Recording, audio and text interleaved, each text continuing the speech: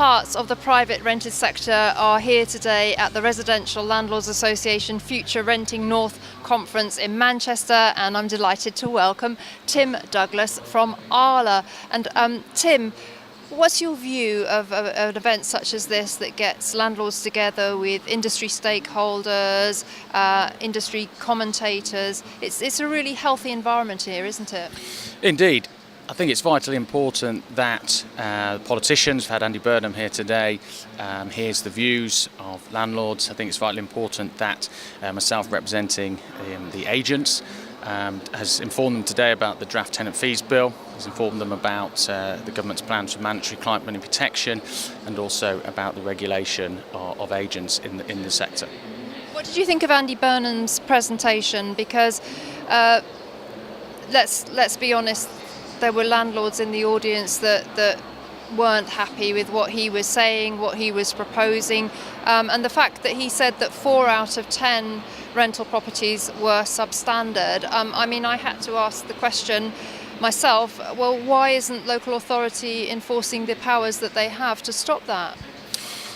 Yes, exactly. I think what he needs to be doing is challenging central government to provide extra funding for local authorities so trading standards teams can go out and enforce against those bad landlords, rogue landlords who are bringing the rest of the sector into disrepute. He talked about wanting to link up with business, and I would have liked to see a more innovative idea from him in the sense of let's get an apprenticeship scheme to increase the number of, say, environmental health officers in local authorities and beef up the activity there, because that really is what landlords and agents want to see. They're fed up of hearing about licensing and extra costs, because essentially it means that the good guys doing the admin, they're doing the work, and those rogue landlords and agents are falling under the radar.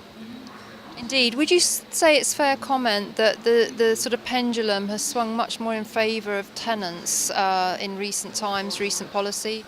Well, certainly the government has got its consumer hat on. Yeah. It's now taking housing seriously, with it now being a full ministry. The Secretary of State has that seat round the cabinet table.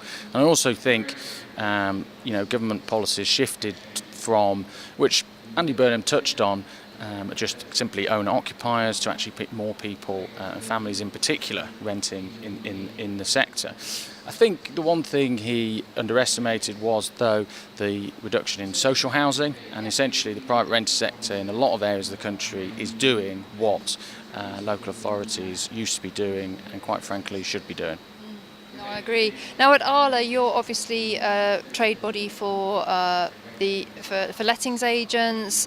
How aware are you of the pain points for landlords at the moment, such as Section 24, increasing licensing? Are you at all concerned that landlords are going to become an endangered species? Indeed, I think the sector is being hit and squeezed from all angles. We're certainly aware of the tax changes and have, over recent years, put submissions in to the budget, to the Treasury, campaigning for those changes. Certainly the 3% surcharge as well, because it's making the sector less attractive for landlords and investors to come in. Indeed. The whole theme of today's event is future renting, so we're aware of the things, the policy and the consultations that are going on at the moment, which are considerable changes, but we also have to prepare for other things that are coming down the pipe for landlords and indeed lettings agents. And it's very hard for any business, whether you're a landlord or a letting agent, to kind of plan when there's so many changes coming. Indeed, and that's what I spend a lot of my time doing as Senior Policy Advisor at ARLA Propertymark, is churning out fact sheets, articles, information, and of course they've got access to the legal helpline in order to, so they stay on top of the legislation and the change. But it's it is tricky. But I think, from our point of view, the government have listened to our calls for mandatory client money protection, and that's going to assist both landlords and tenants. I think that's very positive, and it's actually a very easy fix, isn't it? Exactly, and I think it brings the rest of the sector up to speed with ARLA Propertymark members, where it's a requirement of membership. But I also think they're listening to our calls on regulation, not only letting agents but sales agents as well. And I think they're looking at it in a more holistic way, which inevitably will drive up standards for both landlords and tenants. Well, that's got to be a good thing. And looking forwards, I think there's going to continue to be change. We may see another different government coming in. That could be even more changes. We know what some of the Labour Party policies are towards housing. So really, continued change is going to be the norm for a considerable time now, I think. Yes, I'd agree with that. I think if the government have got any sense, I think what they are doing is if they look to Scotland and they look to Wales, and certainly the agent regulation, the changes they brought in there, they really should be taking the best bits or the perceived best bits of that. And I think that's why the Housing Court is being muted in England, in Westminster. But of course, Scotland is a smaller market. The fees ban, in a sense, was a clarification a couple of years ago, and I think also they've got a registration system with landlords. I think the lesson they need to learn from Wales is that trying to do register and license agents and landlords all in one go simply doesn't work. And I think before Christmas there was up to 40,000 landlords still not registered with the scheme. So we welcome the drive for mandatory minimum levels of qualification. We welcome moves towards a code of practice. We think the streamlining redress will make it easier for consumers, but we are in turbulent political times. And Brexit puts pressures on the timetable in Westminster. And of course, if the Brexit deal does or does not go through in March, that will put further pressure on this current Conservative government. Absolutely. I guess we both agree that there's definite moves afoot to professionalise the sector, which is very positive.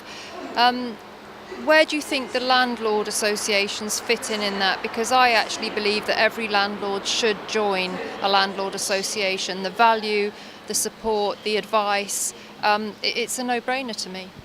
Exactly. I think that the two messages are join and stay involved with a professional body. Yep. And I think the government should be working with professional bodies because they have a direct route to membership and can inform people. I also think mortgage lenders can provide information, the tenancy deposit schemes, all actors in the sector at whatever pinch point that the landlord comes into contact with them. Should be providing them with the latest information, the latest government changes. And of course, we would argue that if you want a professional service, use a professional agent, ensure your money is protected, and that's what ARLA Propertymark members can do. Absolutely. And just as we close out here, Tim, do you still feel positive about the sector? What would you say to a landlord, a newcomer landlord that's sitting on the sidelines, looking in, hearing about all this change, this legislation, taxation? A lot of them, certainly that I speak to, are thinking, well, do I want to even dive in now? Existing landlords thinking of exiting. What would you say to those landlords that are losing faith with it? I'd say if you can't commit the time and the legislation is too much of a challenge, get in touch with an ARLA Propertymark agent. They're the ones who have that expertise, that experience, that knowledge, that qualification in the sector, and they can hold your hand through your investment journey. Absolutely. Well said. Well, thank you so much for your attendance here at the conference. I think it's really, really great to have your perspective. And thank you very much for joining me here on the interview. Thank you, Tim.